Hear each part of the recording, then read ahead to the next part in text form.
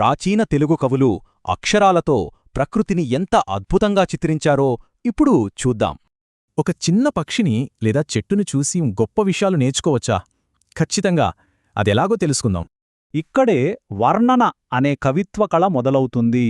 ఇది అత్యంత సాధారణ విషయాలకు కూడా ప్రాణం పోస్తుంది.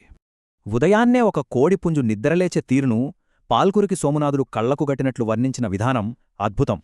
తూర్పు దిక్కు ఒక రైతు అయితే నక్షత్రాలు అతడి పంట. రామరాజభూషణుడి ఊహ ఎంత అద్భుతమో కదా! దట్టమైన అడవిలో పడే ఎండను, నేలపై చల్లిన బియ్యం, నువ్వులతో అల్లసాని పెద్దన పోల్చిన తీరు అమోఘం. గుర్రు పెట్టే పులులు, తుళ్ళిపడే జింకలు, తేనెపట్టులు విరిచే ఎలుగుబంట్లతో ఆ అడవి వర్ణనలకు నిజంగానే ప్రాణమొచ్చేసింది. హఠాత్తుగా వాన. ఎర్రనగారికి అవి కేవలం మబ్బులు కావు, ఆకాశంలో ఎగిరే పర్వతాలు, పిల్లల్ని కనే ఏనుగులు. సూర్యాస్తమయ సమయం. కాలాన్ని ఒక వ్యాపారిగా మార్చి రత్నాలను తూకం వేస్తున్నట్లు వీవూరి వెంకటాచార్యులు అద్భుతంగా ఊహించారు. ఆ త్రాసులో సూర్యుడనే కెంపు కిందకి జారి నక్షత్రాలనే ముత్యాలు ఆకాశమంత చెదిరిపోయాయి. అద్భుతమైన దృశ్యం కదా!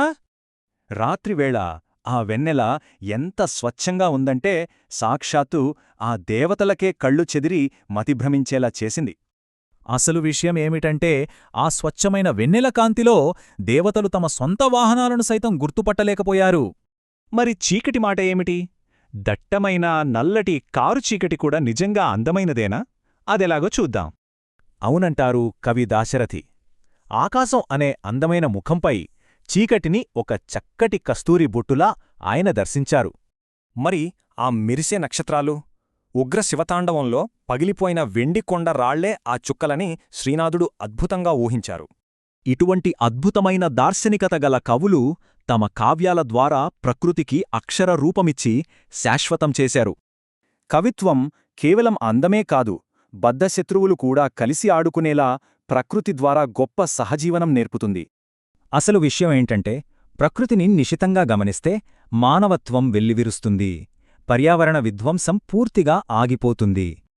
ఒక కవి కళ్ల ద్వారా ఈ ప్రపంచాన్ని నిజంగా చూడగలిగితే రేపటి మానవ భవిష్యత్తు ఇంకెంత అందంగా మారుతుందో కదా!